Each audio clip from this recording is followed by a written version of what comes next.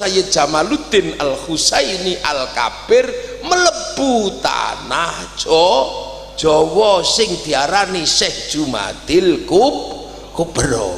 Lho iki lho sebab yatime putune Nabi rika nglairne sitok tekan mriki ana Islam. Lah Syekh Jumadil Kubro wong pancene mlebu mriki kaget. Ternyata begitu mlebu mriki ana kekuasaan gede jenenge Mojopahit. Wonge cilik-cilik pesek-pesek tapi pinter wong Jawa niku. Pinter ngalim duwe kitab-kitab gede, duwe universitas besar. Ana Universitas Nalanda pertama teng Wonosobo, teng Mojopahit, terus teng Palembang. Universitas niki duwe babon kitab loro, naminipun Negara Kertagama sing bicara tentang tata negara, sing ngarang Empu Prapanca. Duwe kitab piye carane urip dalam perbedaan, jenengane kitab Sotasoma, sing nulis Empu Tantulan. Wah, kedua pinter ki bangsa apa? Ternyata Mojopahit niki duwe mbah jenengane Kertanegara, menaklukkan Mongolia, negara adikuasa dunia, penakluk Arab, penakluk Eropa, takluk di tanah Jawa, diantem kali Kertanegara. Iki bangsamu ya. Mula tak dunungno ben sampean ra minder dadi wong Jawa. Pinter wong Jawa. Ora kok wong Jawa iki goblok angger elek ngono Jawa. Pitik gede titik Bangkok. Yo. Loh. Jambu gede titik Bangkok. Kunci nyengunguk ngiwonengen Inggris. Sing asli mriki karek gula Jawa. Pitik cilik-cilik pitik Jawa. Wedhus anune kuntil-kuntil wedhus Jawa. Angger gede wedhus Etawa. Nangka londo. Iki londo Jawa iki kene pitik ngendhok ning kene, netes ning kene ya pitik Jawa. Jambu mbok uyuhi uyuh Jawa ya jambu Jawa. Jambu Bangkok iki kok ndi. Ya tak urutno dadi ben kan ketemu kekuasaan besar. Juk sembrono sampean mula. Wong Jawa niku apa yang tertinggal dari dunia? Ora ono. Apa sih sing keri tekan donya? Eropa duwe cerita Cinderella, Jawa yang duwe bawang putih, bawang merah duwe kok, ora kalah dhewe. Arab duwe cerita Kais Laila.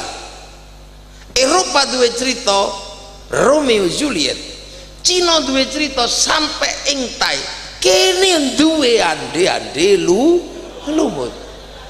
Apa nih sing kalah? Roro Mendut Prono Citra, loh Panji Asmoro bang lengkap. Kono ndek cerita Bantung Pondowo, apa ndek cerita Samson, kene ndek cerita Bantung Pondowoso. Sang Kuryang si pahit lidah, ilake dilat mati. Nah coba ya. Kono duwe cerita kura-kura ninja, aku ndek cerita Kancil Nyolong Timun. Apa? Kita dunungno ben sampean ra minder di wong kene iki ya. Islam petuk ngono, petuk wong Jawa gumun hebat. Akhirnya karena wong iki wis hebat, wis ora mikir mesti gathuk Islam karo Jawa, padha peradaban majune, padha hebate. Wis mula Syekh Jumadil Kubro ora pati mikir, wis enteng. Akhirnya Syekh Jumadil Kubro konsentrasi ini nameng setunggal, nopo meredam Gunung Merapi. Sebab Gunung Merapi wedine karo Al-Qur'an, lau anzalna hadzal qur'ana ala jabalin la ra'aitahu khasyi'an mutasaddian min khasyatillah. Mula Syekh Jumadil Kubro konsentrasi maca ayat niku, tekan sakniki nek Gunung Merapi obah diwacakno lau anzalna hadzal qur'ana, termasuk Mbah Marijan. Cuman karena Mbah Marijan wong Jawa, nek ana gunung obah jikok kendang ngidung. Kidunge Mbah Marijan tak rungokno, ternyata kidung terjemahan lau anzalna hadzal qur'an. Nah, ning karo Mbah Marijan dadekke kidung jenenge kidung kacer. Lah kok diarani kidung kacer? Ternyata wong Jawa ora iso muni surat Al-Hasyr metune kacer. Deh iki ya. Ilat-ilat Jawa. Ya mula kadang legu ngono. Orang hari ini kok ngene. Tapi Mbah Jumadil Kubro ngadepi masalah. Masalah nopo? Wong Jawa. Wong Jawa niku duwe ilmu yang tidak pernah dikenal oleh dunia sebelumnya. Nopo? Wong Jawa niku nek mateni wong ming lungguh saka omah. Nek nyenengi wong wedok lungguh teko omah. Nek nyolong lungguh neng omah. Iki nek gak wong Jawa ora ono.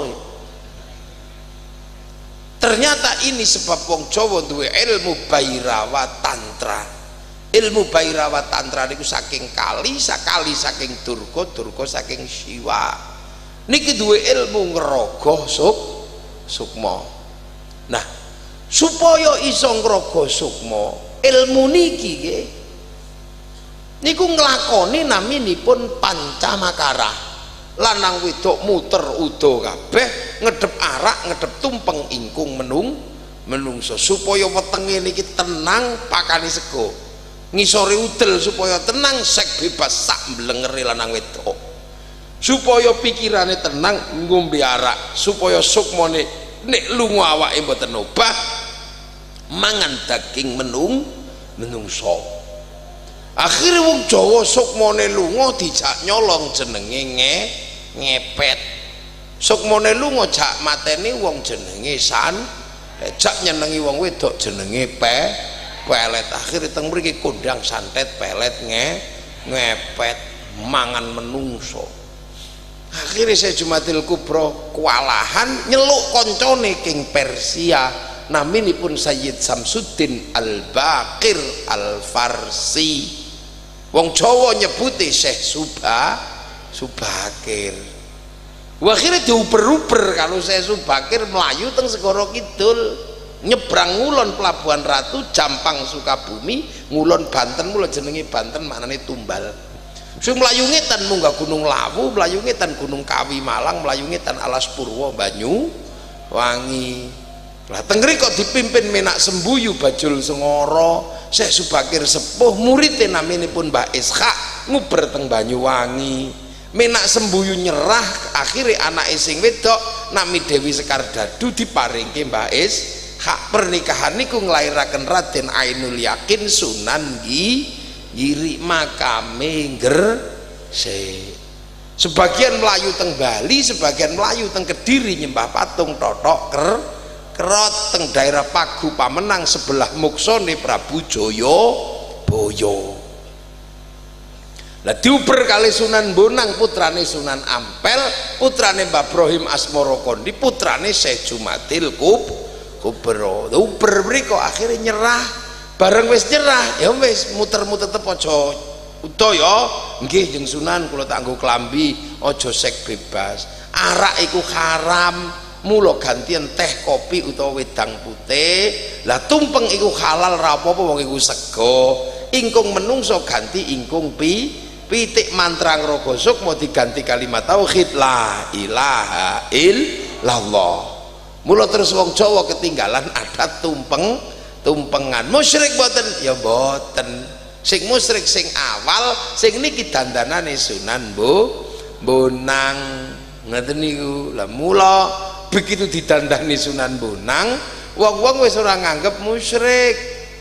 Niku lho, kaitos Nabi wong terbangan maune niku tengahe wedok udane diklambeni terbange tetep tola albadru. Wong tawaf tengahe wong tawaf uda, akhire tawafe tetep udane lambeni. Akikah maune sing dibeleh singa, unta supaya napa? Hebate singa medhun ning bocah, hebate unta medhun ning bocah, hebate jaran medhun ning bocah. Untane digenti ngangge wedhus, akik nyembelih tetep saking singa ganti wedhus. Lho niki saka Bhairawa Tantra dirubah dadi cara tumpengan Islam. Lemula nek sampean ana sing protes tumpeng critani kok isih ngeyel tapuk lambene ngono ae lho. Niki ge pun alhamdulillah kita ini masih punya pelajaran dari pelajaran yang paling tua yang diberikan Allah kepada manusia. Jadi bulan puasa ini adalah pelajaran lama yang selalu diajarkan kepada manusia. Makanya Allah menyatakan dalam firman-Nya, kama kutiba 'alal ladzina min qablikum, seperti orang dulu aku wajibkan puasa. Jadi yang puasa itu bukan cuma generasi kita, orang dulu juga disuruh puasa. Nabi Adam puasa dikenal dengan nama Ayyamul Bid sama Ayyamus Sud, hari terang, tanggal 13, 14, 15 rembulan, 27, 28, 29 rembulan. Nabi Idris diajari puasa, tapi tidak bernyawa makanannya, mutih kalau orang sekarang. Nabi Nuh motong kayu sampai membuat kayu dalam keadaan puasa. Nabi Ibrahim puasa. Nabi Musa naik ke Gunung Tursina puasa. Nabi Dawud sehari puasa, sehari tidak. Nabi Isa puasa. Nabi Muhammad dan umatnya juga disuruh puasa. Makanya karena puasa ini peribadatan kuno, kama kutiba 'alal ladzina min qablikum, maka hampir seluruh manusia mengenal puasa. Dan puasa ini ternyata tidak cuma orang Islam yang menjalankan. Jadi puasa ini ternyata karena puasa ini peribadatan lama, maka tidak cuma umat Islam yang puasa. Agama kuno namanya Zoroaster, punya Tuhan dua, Ahriman sama Ahura Mazda. Nabinya namanya Zarathustra, ajarannya nihilisme, itu juga puasa. Tuhan terang Ahriman ini kalau kelahi sama Tuhan gelap, kalau Tuhan terang itu menang, maka terjadi gerhana bulan. Orang Zoroaster puasa 3 bulan. Kalau Tuhan terang yang kalah, gerhana matahari, puasa 3 bulan. Nah, orang Zoroaster ini punah karena terus agamanya berubah menjadi penyembah api yang di dalam Al-Quran dikenal dengan nama Majus atau Majusi, menyembah api. Orang Majusi juga punah karena Raja Majusi yang terakhir yang namanya Rustum masuk Islam karena diislamkan sama Sayyidina Ali, ngambil menantu Sayyidina Husain. Karena orang Majusi masuk Islam, maka tidak lagi menyembah api. Tapi orang Majusi menaruh api di bangunan tinggi, namanya Manaro. Begitu masuk Islam, apinya dibuang, Manaronya ditaruh di depan masjid. Akhirnya masjid Persia punya Manaro. Dan seluruh kaum muslimin melihat Manaro di depan masjid itu bagus, maka kaum muslimin berlomba-lomba bikin Manaro. Yang akhirnya sampai di Indonesia bernama Menara. Itu sumbangan dari orang Majus, dari Majusi. Nah, orang Hindu juga diajarkan puasa, namanya upawasa. Upawasa itu enggak makan, enggak minum, enggak menyentuh perempuan. Untuk apa? Jalan menuju moksa. Karena yang terbaik dari Hindu adalah mati tanpa material, hilang raga, hilang sukma, namanya moksa. Agar bisa moksa, ibadah terakhir setelah Upanishad setelah kabumian adalah upawasa, nggak makan, nggak minum, dan nggak menyentuh perempuan. Nanti hilang secara material. Makanya ketika Islam datang mengajarkan syahrus syam, nggak makan, nggak minum, nggak menyentuh perempuan, kok mirip seperti upawasa, maka orang Indonesia menyebutnya bulan puasa. Itu istilahnya.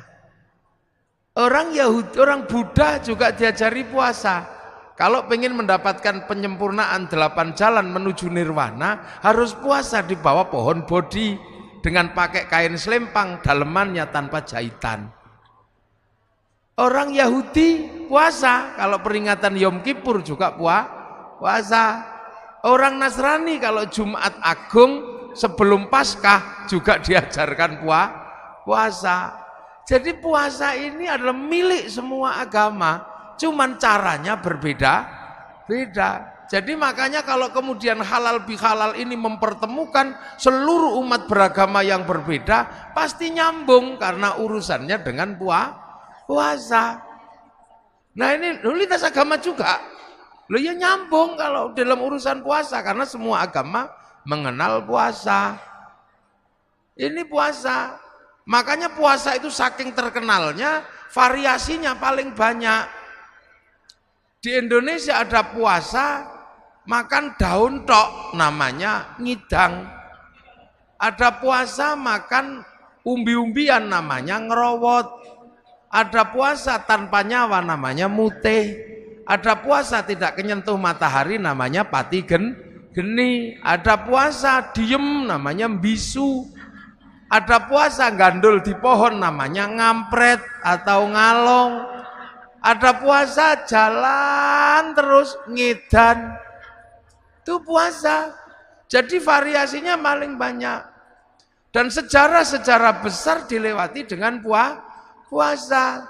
Sejarah tertulisnya Weda, sejarah tertulisnya Tripitaka, sejarah turunnya Al-Quran, itu sejarahnya orang puasa.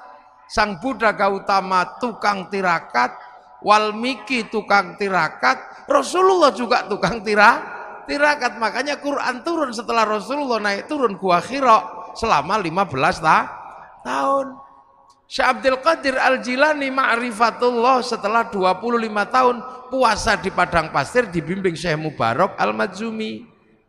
Sunan Kalijaga menjadi wali setelah puasa 3 tahun.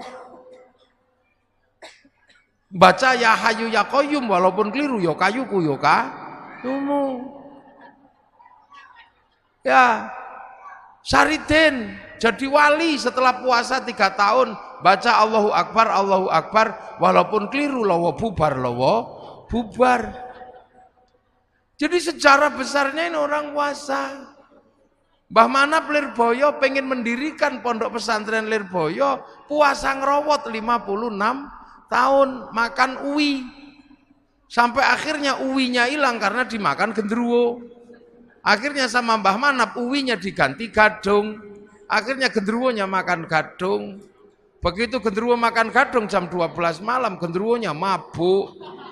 Anak makan itu pondok Lirboyo ambruk. Maka dikasih minum minyak jarak. Nah akhirnya genderuwonya sadar terus punya tugas santri sebagai tukang ngisi jeding, nyenggot namanya. Makanya Lirboyo itu dulu kalau malam suka ada kriat-kriut itu genderuwo nyenggot. Nah sekarang genderuwonya pensiun karena Lirboyo sudah punya sanyo. Mbah Hasyim Asy'ari mendirikan NU, puasa 3 tahun dari hulu sungai Brantas sampai hilir baca surat Kahfi. Terus tiap malam nggak pernah tidur, ngatamkan surat At-Taubah 41 kali, surat Kahfi 41 kali dalam 2 rakaat sholat hajat. Makanya kalau NU jadi gede ya nggak masalah, wong tirakatnya besar. Maka penumpang NU itu macam-macam. Yang sholatnya rajin ya numpang, yang setahun sekali ya numpang, kadang Bandar Dadu ya numpang. Itu NU apa aja numpang. Makanya tapi karena kendaraan besar jalannya pelan, nggak bisa was-was gitu. Makanya NU sering disalib kendaraan kecil-kecil, wes gitu, tapi penumpangnya kecil. Yang naik yang cingkrang tok gitu. Yang naik yang jenggoten tok, yang nggak jenggoten nggak boleh naik. Tapi karena larinya cepet, was sering nabrak, dikit-dikit tabrakan bruk, nabrak sapi, bruk, nabrak apa gitu. Lah NU biasa. Ya, Ki Gede Pemanahan ketika pengen membangun Alas Mentao, disuruh puasa 20 tahun sama Sunan Kalijaga. Akhirnya puasa di Bang Lampir Gunung Kidul, pantat bekas puasanya sampai batunya dekok. Punya anak Danang Sutawijaya mbubak Alas Mentao, mendirikan Mataram 1875, 1758 dipecah oleh Belanda jadi Jogja sama Solo jadi Giyanti. Akhirnya Jogja jadi Amangkubuanan Pakualaman, Solo Mangkunegaran Kasunanan. Ki Ageng Pengging pengen punya anak jadi raja, puasa 7 tahun, lahir Joko Tingkir. Gitu. Nah calon Raja Mataram nggak mau jadi raja, namanya Bagus Harun. Karena pengen melahirkan anak jadi raja tapi alim. Maka Bagus Harun keluar dari kerajaan, puasa di daerah Pagotan Ponorogo, belakang pabrik gula. Tirakan di samping sumur. Sumur yang dipuasani naik airnya 7 meter pas 27 Ramadan. Oh aku untuk Lailatul Qadar. Karena sumur yang menghasilkan Lailatul Qadar, maka sumurnya disebut sumur Sewu Wulan. Orang sekarang menyebutnya Sewulan, maka kampungnya dikenal dengan kampung Sewulan. Raden Bagus Harun punya anak, guanasnya luar biasa, perempuan, fatayat. Enggak ada yang berani nikahi dia saking kerasnya, sampai dikenal dengan nama Nyi Ageng Alap. Enggak ada yang berani nikah, dinikahi Raden Santri, punya anak Mbah Maktum, lahir punya anak Mbah Maklum, Mbah Tafsiran, ada Mbah Kolyub, ada Mbah Ilyas, nikah punya anak Mbah Nafiqoh, dinikah sama Kiai Hashim Asy'ari, nikah sama Nyai lahir Kiai Wahid Hashim, nikah sama Nyai Solikah binti Bisri Sansuri, lahir anak Abdurrahman Wahid, seorang presiden Indonesia walaupun 2 tahun. Nah ini tirakat semua mboknya itu dulu. Di Jogja ada orang nggak terlalu pinter namanya Sukirah, pengen punya anak jadi raja, padahal bukan keturunan raja.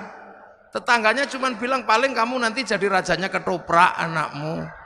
Tapi nekat puasa Bu Sukirah 9 bulan, pengen punya anak jadi raja, ya Allah ya Allah. Keluar anaknya laki-laki jemblok keriting, dikasih nama Soeharto, jadi presiden 32 tahun. Loh itu makanya dulu orang itu kalau punya hajat besar, senjatanya puasa. Laki-laki mencintai perempuan paling cantik sak fatayat, kok ditolak? Puasa kalau laki-laki dulu, iya. Masuk masjid, baca ya Rahmanu ya Rahim, 7 hari 7 malam, I love you. Kalau nggak percaya dibalik, perempuan mencintai laki-laki paling ganteng, puasa, baca ya Rahmanu ya Rahim. Kalau nggak santri, cari pohon besar, bacanya Sunan Mata Kaji, hajiku jaran goyang tak goyang, ya I love you. Loh, itu puasa. Jadi puasa itu menghasilkan energi yang aneh. Orang pengen kuat, puasa, baca la haula wala quwata illa billah. Tapi juga bisa kuat, baca Sunan Mata Kaji, hajiku Bandung Bondo, puasa. Pengen kaya, puasa bisa, ya Fatahu ya Rozak, sholat duha. Kalau nggak mau ya Fatahu ya Rozak, puasa di Gunung Kawi, pulang ya kaya. Nggak puasa. Loh makanya puasa ini punya energi yang universal. Tidak perlu Islam, tidak perlu baik, seperti yang dinyatakan oleh Yai Said. Hikmah itu tidak pandang bulu, dan puasa itu mampu melahirkan hikmah tersendiri. Dukun santet kalau puasanya kuat, santetnya juga teksek dia. Makanya ini puasa. Dulu nenek moyang kita hobinya puasa, dan yang ngerti puasa bukan cuma manusia, ayam juga ngerti puasa. Ayam itu kalau mau neteskan telurnya puasa 21 hari. Telurnya netes. Ulat kalau mau terbang jadi kupu-kupu puasa, jadi kepompong, nanti terbang jadi kupu-kupu. Ular kalau mau ganti kulit puasa 41 hari. Mudah-mudahan puasa kita seperti puasa ulat. Habis puasa terbang jadi kupu-kupu. Jangan kayak puasanya ular. Habis keluar ular lagi. Habis ganti kulit ular lagi. Nenek moyang kita kuat-kuat dulu. Iya kuat-kuat. Bisanya cuman semelai Rahman Rahim. Tapi sakit gigi sembuh. Dukun bayi senjatanya cuman kuoto. Tapi tirakatnya kuat. Bus gitu keluar. Makanya nenek moyang kita nggak ada takutnya. Dan puasa ini bisa pakai apa saja. Santet pakai puasa ya kuat. Bahkan cari nomor pun pakai puasa juga tembus. Ini puasa. SDSB. Makanya nenek moyang kita ketemu singa. Oh gitu singanya. Kita cuman ke singanya pergi. Sakit gigi sembuh. Begitu sekarang orang takut puasa, bismillahirrahmanirrahim, basin tok. Lah ya makanya dulu orang enggak pernah takut apapun. Bambu runcing sama tentara enggak takut. Sekarang jangankan sama tentara Belanda, jangankan sama singa, orang sekarang sama melinjo takut. Monggo melinjo dan kenapa? Asam urat. Orang sekarang penakut. Orang ayam itu makanan manusia. Begitu ayamnya pilek, manusianya ketularan. Lu burung. Lah ya, orang sekarang ketemu santan takut. Enggak. Kolesterol. Manusia jadi penakut karena punya senjata dari Allah enggak pernah dipakai. Dengar puasa. Puasa lagi. Akhirnya remuk tubuh manusia modern, rentan sekali manusia modern ini. Akhirnya kalau sudah rentan pasrah sama dokter, masuk rumah sakit. Begitu masuk rumah sakit, dokternya nggak lupa, kamu tak operasi tapi puasa dulu ya. Nah ya, dokter mau nangani dengan cara puasa. Loh, makanya kita ini diajarkan puasa. Makanya enak ibu-ibu itu sekarang. Walaupun nggak puasa full, ada puasa enteng-entengan sekarang. Jadi tidak cuma people power yang enteng-entengan. Puasa pun ada enteng-entengan, namanya diet. Diet. Nah, diet kalau keterusan dead. Loh, ini pelajaran dari Allah. Kenapa kita takut? Lu makanya begitu kita ini puasa udah nggak kenal masalah. Lu makanya, kekuatan hebat itu muncul dari orang yang bisa puasa. Tapi puasa kita ini beda dengan puasa kesaktian. La'allakum tattaqun. Nah, apa sih la'allakum tattaqun? Agar kita menjadi orang bertakwa. Takwa itu apa? Menghadapkan wajah kemanapun merasa melihat Allah. Kenapa kita bisa merasa melihat Allah?